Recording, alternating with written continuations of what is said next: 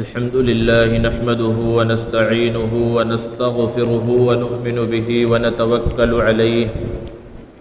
ونعوذ بالله من شرور أنفسنا ومن سيئات أعمالنا من يهد الله فلا مضل له ومن يضلل فلا هادي له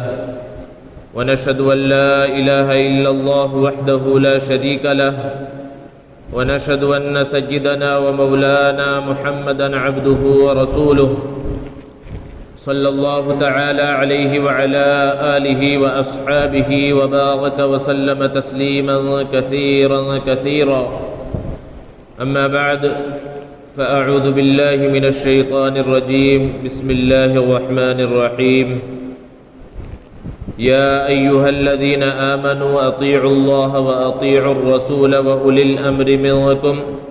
فإن تنازعتم في شيء فردوه إلى الله والرسول إن كنتم تؤمنون بالله واليوم الآخر ذلك خير وأحسن تأويلا وقال رسول الله صلى الله عليه وسلم تركت فيكم أمرين لن تضلوا ما تمسكتم بهما كتاب الله وسنة رسوله أو كما قال عليه الصلاة والسلام۔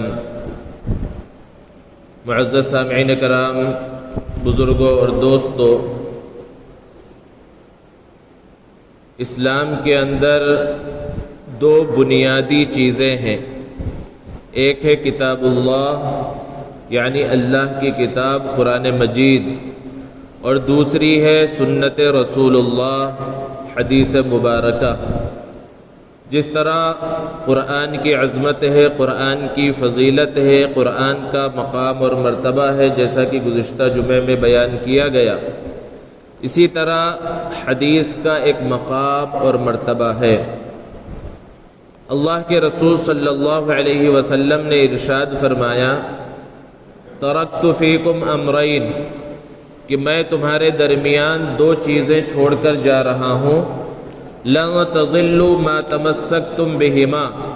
تم ہرگز گمراہ نہیں ہوگے جب تک اس کو مضبوطی سے تھامے رکھو گے۔ وہ دو چیزیں کیا ہیں؟ کتاب اللہ و سنت رسولہ، ایک تو اللہ کی کتاب قرآن مجید ہے، اور دوسرے اللہ کے رسول محمد عربی صلی اللہ علیہ وسلم کی سنت، آپ کا طریقہ، آپ کی بیان کردہ چیزیں۔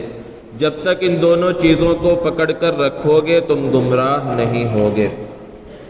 اور آپ قرآن مجید کو اٹھا کر دیکھیں تو پتہ چلے گا کہ جگہ جگہ پر اللہ تبارک و تعالی نے پوری انسانیت کو یہ حکم دیا ہے کہ جس طرح اللہ کی بات کو ماننا ہے، اسی طرح اللہ کے رسول صلی اللہ علیہ وسلم کی بات کو بھی ماننا ہے۔ کوئی اگر یہ کہے کہ میں اللہ کی بات کو تو مانوں گا، میں قرآن کو تو مانوں گا، قرآن پر عمل کروں گا، لیکن اللہ کے رسول صلی اللہ علیہ وسلم کی بات کو نہیں مانوں گا، اللہ کے رسول صلی اللہ علیہ وسلم کی سنت پر عمل نہیں کروں گا،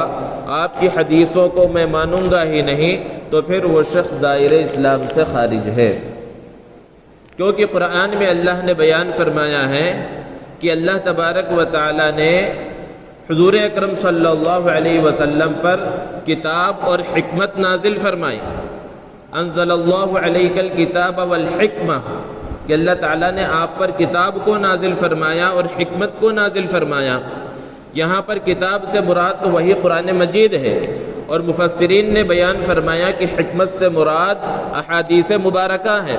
اللہ کے رسول صلی اللہ علیہ وسلم کی بعثت کے جو مقاصد ہیں، جس کو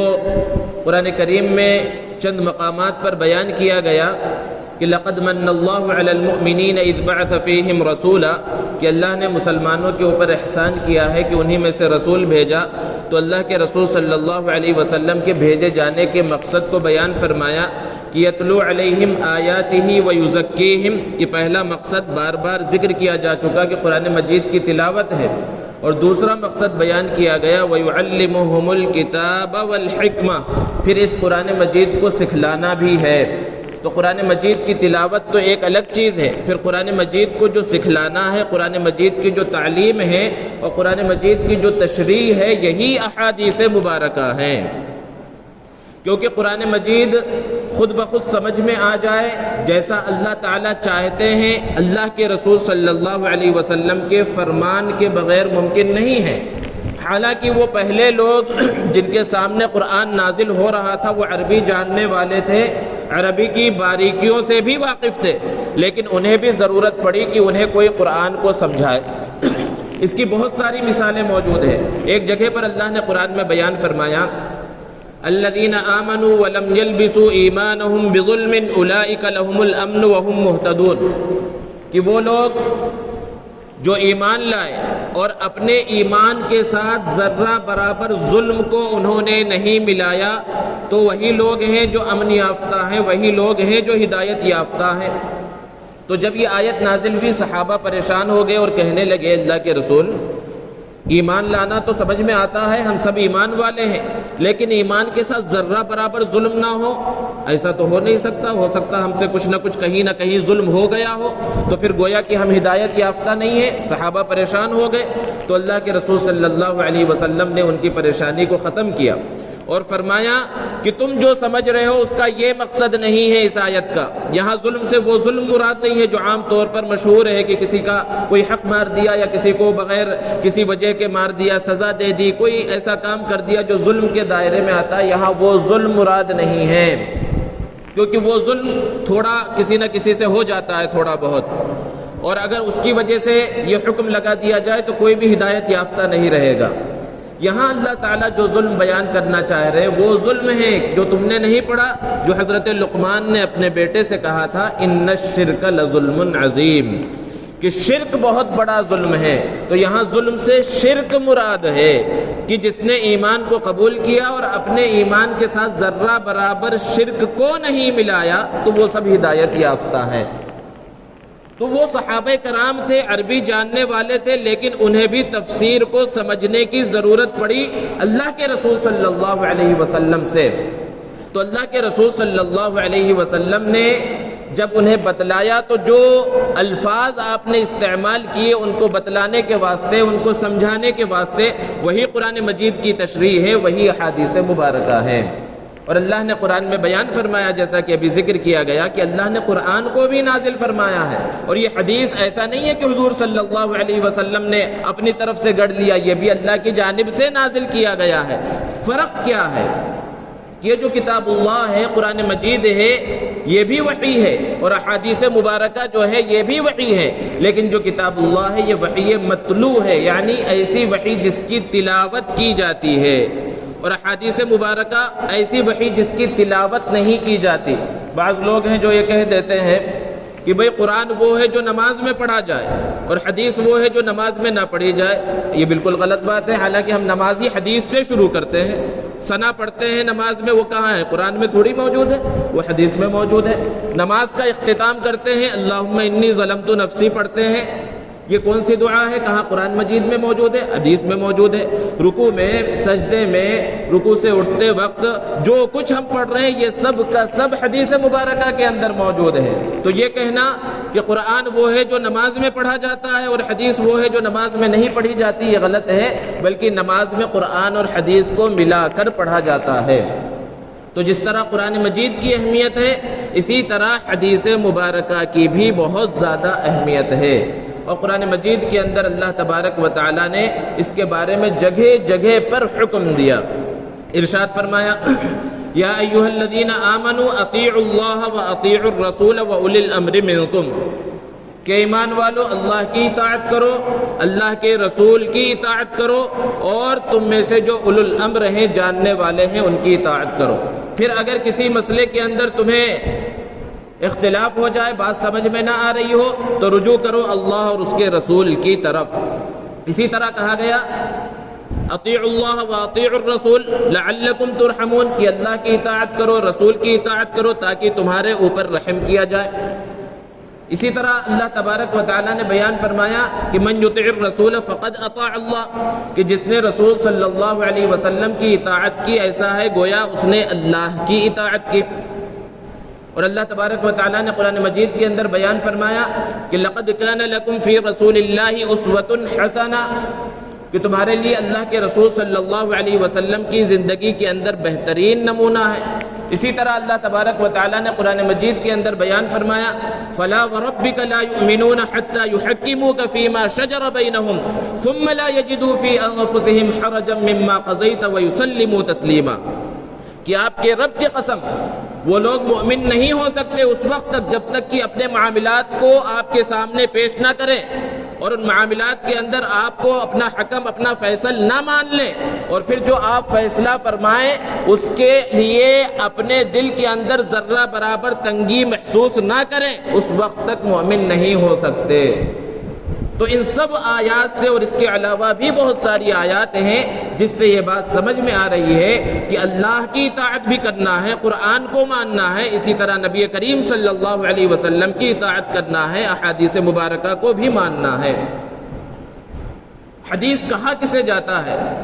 اللہ کے رسول صلی اللہ علیہ وسلم کے جو اقوال ہیں، جو افعال ہیں، آپ کی جو تقریر ہے اسے حدیث کہا جاتا ہے۔ اقوال سے مراد کہ آپ نے جو کچھ باتیں ارشاد فرمائی، اعمال سے مراد آپ نے عمل کر کے جو کچھ دکھلایا، یہ سب حدیث ہے۔ اور تقریر یہ تقریر نہیں ہے جیسا کہ ہم تقریر یہ سمجھتے ہیں کہ کوئی بیٹھ کر بیان کر رہا ہو۔ حدیث کی اصطلاح میں تقریر اسے کہا جاتا ہے کہ آپ صلی اللہ علیہ وسلم تشریف فرما ہو،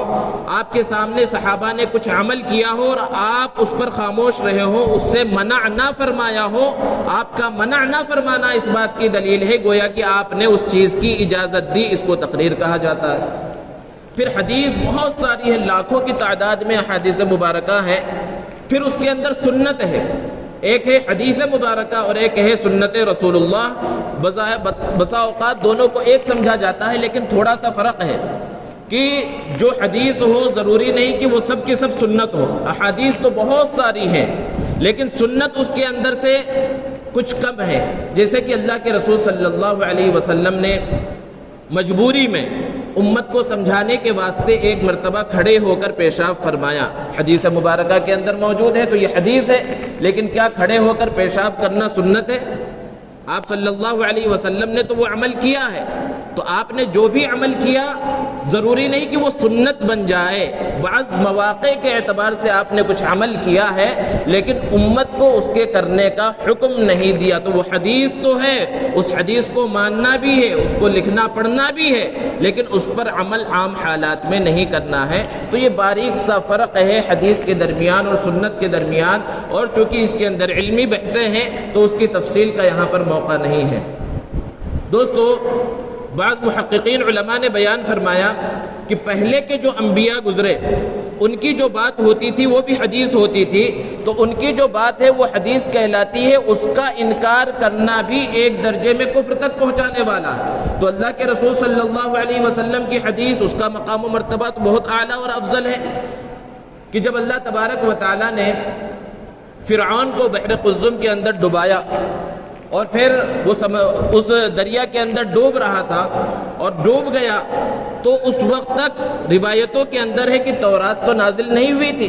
تورات اس کے کئی سالوں کے بعد نازل ہوئی۔ تو پھر کس بنیاد پر فرعون کو غرق کر دیا گیا؟ کس بات کا؟ اس نے اللہ کی کتاب کا تو انکار کیا ہی نہیں، کیونکہ اللہ کی کتاب تو اس وقت تک نازل ہی نہیں ہوئی ہے، اور فرعون کو اور اس کی پوری قوم کو غرق کیا جا رہا ہے۔ تو محققین علماء نے بیان فرمایا کہ بے شک اللہ کی کتاب تورات اس وقت تک نازل نہیں ہوئی تھی، وہ بعد میں نازل ہوئی، لیکن اللہ تعالیٰ نے چونکہ حضرت موسیٰ اور حضرت ہارون کو حکم دیا تھا اذهبا الى فرعون انه طغى، کہ فرعون کے پاس جاؤ، وہ بڑا سرکش ہو چکا ہے، اور نرم انداز میں اس کو سمجھاؤ۔ تو نبی نے جو بات کی، یعنی وہ حدیث ان کی جو اس کے سامنے پیش ہوئی، اس حدیث کا انکار کیا جس کی وجہ سے وہ فرعون بنا اور تباہ و برباد ہو گیا کہ انا ربکم الاعلی کہتا رہا، اس نے نصیحت حاصل نہ کی۔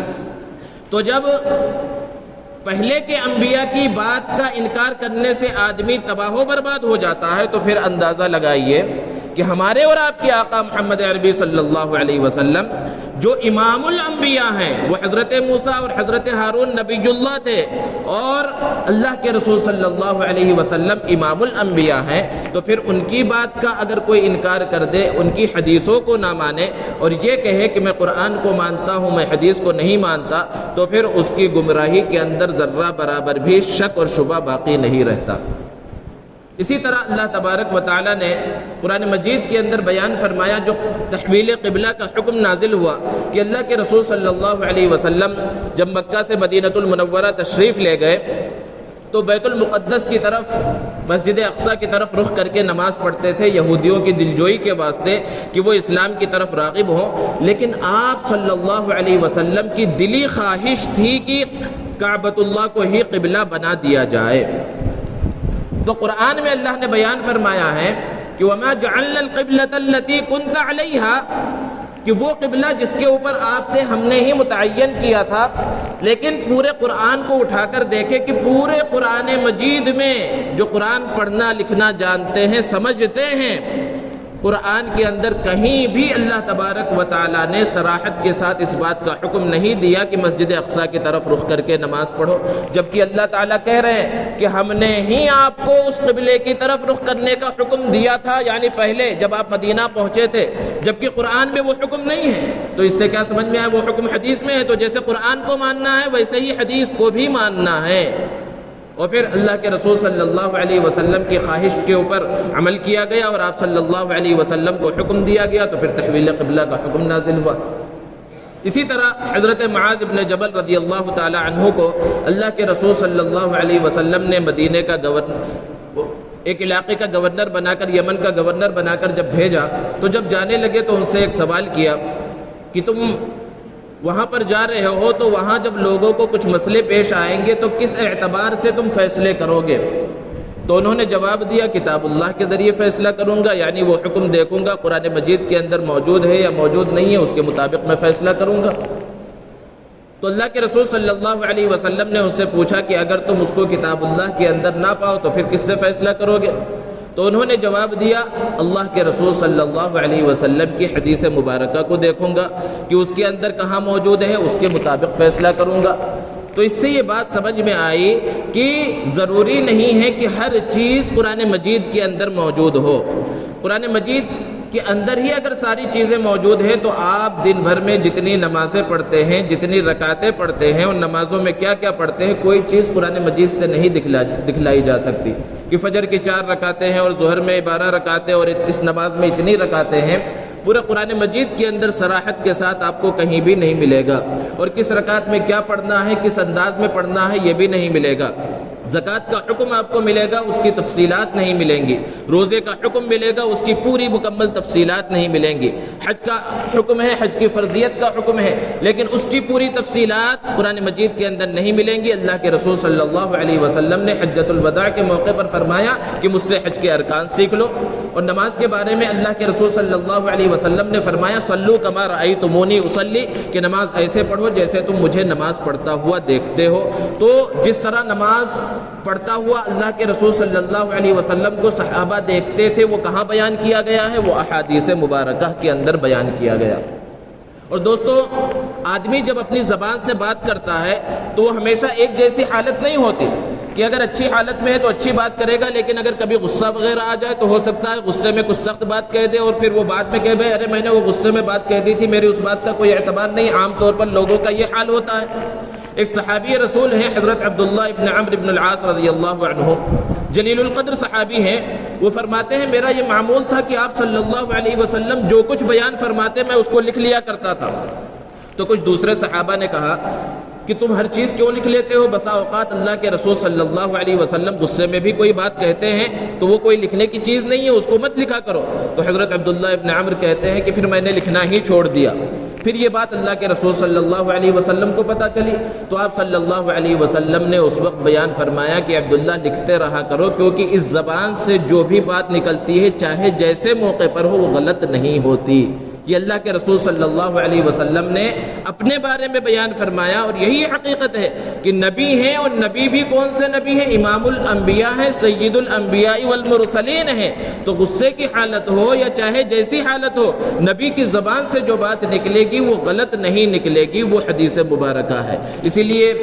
بہت سخت انداز میں اللہ کے رسول صلی اللہ علیہ وسلم نے بیان فرمایا کہ قیامت کے قریب حدیثوں کو لوگ چھوڑ دیں گے اور حدیث کے بارے میں طرح طرح کی باتیں کہیں گے۔ اس لیے اللہ کے رسول صلی اللہ علیہ وسلم نے فرمایا کہ ایک زمانہ ایسا آئے گا کہ کوئی آدمی اچھے سے پیٹ بھر کر کھایا ہوگا، شکم سیر ہو کر، اور اپنے مسند پر تکیہ لگا کر اور ٹیک لگا کر آرام سے بیٹھا ہوگا اور اس کے سامنے دین کی کوئی بات کہی جائے گی اور اسلام کے کسی حکم کا تذکرہ ہوگا تو وہ اسی انداز میں بیٹھا رہے گا، کوئی تبدیلی اس کے اندر نہیں آئے گی، اور وہ کہے گا کہ قرآن میں جو بیان کیا گیا ہے میں تو اسے مانتا ہوں، قرآن نے جس چیز کو حلال کیا میں اسے حلال سمجھتا ہوں، قرآن نے جس چیز کو حرام کیا میں اسے حرام سمجھتا ہوں۔ اللہ کے رسول صلی اللہ علیہ وسلم نے فرمایا ایسا کسی کو ہونا نہیں چاہیے، کیونکہ جس طرح محمد صلی اللہ علیہ وسلم نے کسی چیز کو حلال قرار دیا تو ویسے ہی حلال ہے جیسے قرآن میں حلال کیا گیا ہو، اور جس چیز کو محمد عربی صلی اللہ علیہ وسلم نے حرام فرمایا وہ ویسے ہی حرام ہے جیسا کہ اللہ تبارک و تعالیٰ نے قرآن مجید کے اندر اس کو حرام فرمایا ہو۔ تو اس طرح کی باتیں اللہ کے رسول صلی اللہ علیہ وسلم نے صراحت کے ساتھ احادیث مبارکہ کے اندر بیان فرمائی ہیں۔ اب ہماری ذمہ داری کیا ہے کہ جس طرح ہم قرآن کو مانتے ہیں، قرآن کو اللہ کی کتاب مانتے ہیں، اسی طرح حدیث مبارکہ کو بھی ماننا ضروری ہے کہ اللہ کے رسول صلی اللہ علیہ وسلم کے فرامین ہیں۔ قرآن کی حفاظت کی ذمہ داری تو اللہ تبارک و تعالیٰ نے لی اور اسباب کے درجے میں حفاظ کرام سے اس کی حفاظت کروائی۔ ایسا نہیں ہے کہ احادیث مبارکہ کی حفاظت کا کوئی سلسلہ نہیں ہے۔ احادیث مبارکہ کی حفاظت کو آپ اگر دیکھیں تو آپ کی عقلیں حیران رہ جائیں کہ اللہ کے رسول صلی اللہ علیہ وسلم نے جو باتیں بیان فرمائیں، صحابہ کرام نے اس کو سنا، اور پھر صحابہ سے تابعین نے سنا، تابعین سے تبع تابعین نے سنا، اور وہ سلسلہ چلا آ رہا ہے، اور پھر بعد میں چل کر آگے کتابیں لکھی گئی، اور کتابیں کس انداز میں لکھی گئی؟ جیسے کہ بخاری ہے، مسلم ہے، امام بخاری نے، امام مسلم نے اور دیگر مصنفین نے حدیث کی کتابیں لکھی، احادیث کو جمع کیا، اور ایک نیا فن وجود میں آیا جسے اسماء الرجال کہا جاتا ہے، کہ ایک ہوتا ہے حدیث کا متن جو اللہ کے رسول صلی اللہ علیہ وسلم کی زبان مبارک سے نکلا، اور ایک ہوتی ہے حدیث کی پوری سند، یعنی اللہ کے رسول صلی اللہ علیہ وسلم سے لے کر اس زمانے تک، یعنی اگر امام بخاری اس حدیث کو نقل فرما رہے ہیں تو امام بخاری تک پہنچنے تک کتنے لوگوں نے اس حدیث کو نقل کیا، بیچ میں کیسے کیسے راوی ہیں، ان کے حالات کیا تھے، وہ نیک تھے یا نہیں تھے، ان کی پوری، یعنی حدیث کی حفاظت کے واسطے لاکھوں لوگوں کی زندگیوں کی تحقیق کی گئی۔ پھر اگر اس میں سے کوئی ایسا تھا جس کی شہادت کمزور ہے یا جس کا حافظہ کمزور ہے تو اس کے اعتبار سے احادیث کے مراتب کے اندر تبدیلی آئی، اس کے اندر فرق آیا۔ اور پھر آج کے زمانے میں جو مدارس کے اندر احادیث پڑھائی جاتی ہے اور اس میں جو بڑے علماء ہوتے ہیں، شیخ الحدیث ہوتے ہیں، وہ جب حدیث کو بیان کرتے ہیں تو اپنی سند، یعنی آج 1450 سال کے بعد ایک مسند حدیث پر بیٹھ کر ایک محدث جو درس دے رہا ہوتا ہے تو اپنی سند کو، یعنی اس زمانے سے لے کر امام بخاری تک، پھر امام بخاری سے لے کر اللہ کے رسول صلی اللہ علیہ وسلم تک بیچ میں کتنے لوگ آئے ہیں، کتنا واسطہ ہے، سب کا سب موجود ہوتا ہے، اور وہ اسے پتہ ہوتا ہے، وہ اپنے شاگردوں کو بتلاتا ہے کہ میں نے یہ جو حدیث کی کتاب پڑھی ہے میں نے فلاں استاد سے پڑھی، فلاں نے فلاں سے پڑھی تھی، فلاں نے فلاں سے پڑھی تھی۔ یہ پورا سلسلہ چلتا ہے، یہ احادیث کی حفاظت کا ذریعہ ہے کہ ایک نیا فن اس کی وجہ سے وجود کے اندر آیا۔ دوستو، حدیث مبارکہ کی اہمیت اور اللہ کے رسول صلی اللہ علیہ وسلم جو فرما دے اس کی اہمیت کا اگر پتہ کرنا ہے تو ایک واقعہ آپ سنیں کہ اللہ کے رسول صلی اللہ علیہ وسلم نے ایک یہودی سے ایک مرتبہ کچھ قرضہ لیا، اور پھر جب وقت آیا آپ صلی اللہ علیہ وسلم نے اس کو وہ قرضہ واپس کر دیا، لیکن جس وقت آپ نے قرض کو واپس کیا تھا وہاں پر کوئی گواہ نہیں تھا۔ اب یہود اس کی دماغ کے اندر خباثت بھری ہوئی تھی، وہ گیا پھر اپنے ساتھیوں سے کہنے لگا کہ قرض تو میں نے لے لیا ہے لیکن میں دوبارہ قرض واپس لینا چاہتا ہوں۔ تو لوگوں نے کہا کیا اس وقت کوئی گواہ تھا؟ تو اس کے دوسرے ساتھیوں نے کہا کوئی گواہ نہیں تھا۔ تو لوگوں نے کہا تب تو تمہیں آسانی سے قرض مل سکتا ہے، کیونکہ مسلمان جھوٹی گواہی نہیں دیتا، اور اس وقت کوئی گواہ نہیں تھا، کوئی گواہ بننے کے واسطے تیار نہیں ہوگا تو محمد مجبور ہو جائیں گے تمہیں دوبارہ قرض واپس کرنے پر۔ تو یہ جو انہوں نے پلاننگ کی، منصوبہ بندی کی، اس پر عمل کرنے کے لیے وہ شخص دوبارہ اللہ کے رسول صلی اللہ علیہ وسلم کے پاس آیا اور کہا کہ آپ نے جو قرض مجھ سے لیا تھا وہ مجھے واپس کیجیے۔ آپ صلی اللہ علیہ وسلم نے فرمایا کہ میں نے تو وہ قرض واپس کر دیا ہے۔ تو اس نے انکار کرنا شروع کر دیا۔ اتنے میں ایک صحابی حضرت خزیمہ بن ثابت رضی اللہ تعالی عنہ تشریف لائے، اور آتے ہی انہوں نے دور سے سن لیا تھا کہ اللہ کے رسول صلی اللہ علیہ وسلم اس سے یہ کہہ رہے ہیں میں نے ادا کر دیا۔ تو اس شخص سے، یہودی سے فوراً حضرت خزیمہ ابن ثابت نے کہا کہ میں اس بات کی گواہی دیتا ہوں، اشہد، میں اس بات کی گواہی دیتا ہوں کہ اللہ کے رسول صلی اللہ علیہ وسلم نے قرض کو واپس کر دیا ہے۔ تو تو اس نے کہنا شروع کیا تم موجود تھے. انہوں نے سختی کے ساتھ ڈانٹا کہ جب میں اس بات کی گواہی دے رہا ہوں تو تمہیں انکار کرنے کا کوئی حق نہیں ہے, جاؤ. تو وہ تو چلا گیا. لیکن اللہ کے رسول صلی اللہ علیہ وسلم نے بعد میں پوچھا, خزیمہ تم تو اس وقت موجود نہیں تھے جب میں نے قرض واپس کیا, تو تم نے کیسے گواہی دے دی؟ تو حضرت خزیمہ ابن ثابت نے کہا آپ ہی کے کہنے پر تو ہم اشہد ان لا الہ الا اللہ کہہ رہے ہیں, ہم اس بات کی گواہی دے رہے ہیں کہ اللہ کے سوا کوئی معبود نہیں, اللہ کو تو ہم نے دیکھا نہیں ہے. آپ ہی کے کہنے پر ہم اس بات کی گواہی دے رہے ہیں کہ آپ اللہ کے رسول ہیں.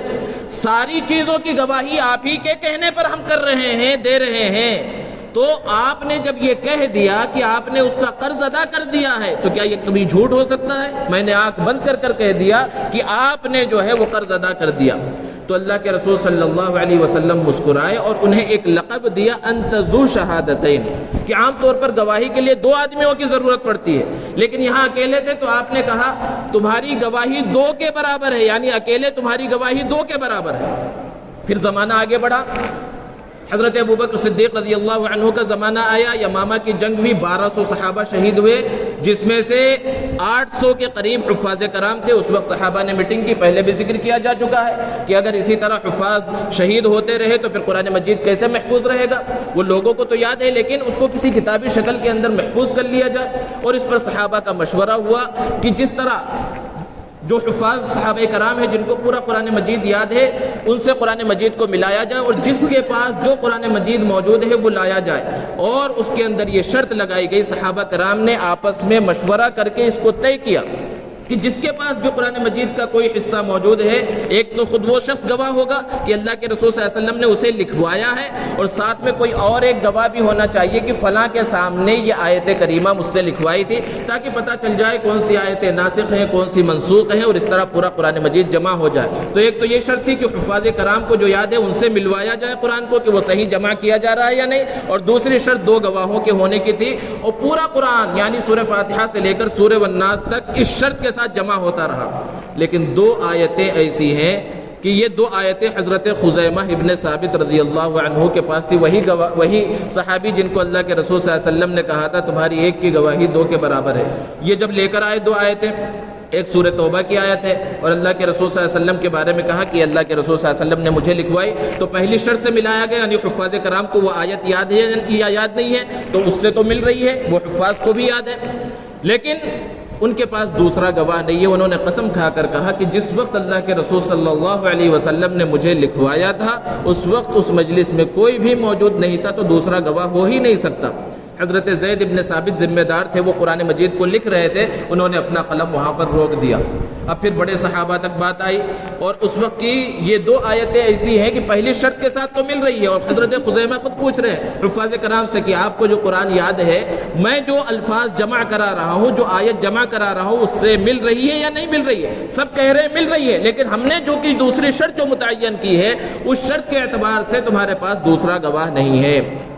بڑے صحابہ کے سامنے وہ بات پیش ہوئی, تو پھر صحابہ نے کہا کہ حضرت خزیمہ ابن ثابت کو اللہ کے رسول صلی اللہ علیہ وسلم نے ایک لقب دیا تھا. وہ لقب کیا تھا کہ انت ذو شہادتین, کہ تم 2 گواہی والے ہو. تو جب اللہ کے رسول صلی اللہ علیہ وسلم نے ان کی ایک کی گواہی کو 2 کے برابر قرار دیا تھا, تو یہ اکیلے ہی پیش کر رہے ہیں, ان کی اکیلے کی گواہی 2 کے برابر ہے. کہنے کا مقصد یہ ہے کہ اللہ کے رسول صلی اللہ علیہ وسلم جو بات بیان فرما دے وہ پتھر کی لکیر ہے. تو اس زمانے سے حدیث کے منکرین اسی زمانے میں پیدا ہو گئے تھے. پہلا فرقہ جو پیدا ہوا معتزلہ کا, کہ انہوں نے حدیث مبارکہ کا انکار کیا, اور اس زمانے سے ہر زمانے میں ایسے لوگ پیدا ہوتے رہے. لیکن اس زمانے میں جب ختم نبوت کے اوپر ڈاکہ ڈالا گیا اور ایک جھوٹا نبی جو ہے لوگوں کے سامنے پیش کیا گیا, تو اسی طرح انکار حدیث کا فتنہ بھی اٹھا, اور ایک شخص غلام احمد پرویز کے نام سے اس نے حدیث کے انکار کا ٹھیکہ اٹھایا اور صراحتاً احادیث کا انکار کر دیا. اور اللہ کے رسول صلی اللہ علیہ وسلم کوئی بات بیان فرمائے تو اس کی کوئی حیثیت نہیں, ایسی باتیں اس نے بیان کی. اور پھر جیسے جیسے زمانہ بڑھ رہا ہے یہ فتنہ بہت تیزی کے ساتھ پھیل رہا ہے, خصوصاً سوشل میڈیا کے دور میں, کہ بہت سے مسلمان ہیں, مسلمان نام والے ہیں, لیکن وہ الحاد کی طرف جا رہے ہیں, بے دینی کی طرف اور لبرلزم کی طرف جا رہے ہیں. وہ اس وجہ سے یہ حدیث ہے, یہ بظاہر ہماری عقل سے جو ہے نہیں ملتی ہے، ہم جو سوچ رہے ہیں اس سے میل نہیں کھاتی ہے، قرآن کے اندر تو یہ بات بیان نہیں کی گئی، حدیث میں یہ بات بیان کی گئی ہے، اس کا کوئی اعتبار نہیں ہے، اس کا کوئی پروف نہیں ہے، اس کا کوئی ثبوت نہیں ہے، ایسی باتیں بیان کرتے ہیں، اور ایسی بات بیان کرنے کا مقصد قرآن مجید کے حکم کا انکار ہے، قرآن میں جو اللہ نے بیان فرمایا ہے اطیعوا اللہ و اطیعوا الرسول۔ لہذا ہماری یہ ذمہ داری ہے کہ ایسے لوگوں سے خود بھی بچیں، ان کے ذہن کو صاف کرنے کی کوشش کریں، اور حدیث کی اہمیت اور سنت کی اہمیت جس طرح قرآن کی عظمت اور اہمیت ہمارے دلوں کے اندر ہے، اسی طرح اللہ کے رسول صلی اللہ علیہ وسلم کے فرامین کی عظمت اور اہمیت بھی ہمارے دلوں کے اندر ہونی چاہیے۔ اللہ تعالی ہمیں عمل کی توفیق عطا فرمائے۔ وآخر دعوانا ان الحمد للہ رب العالمین۔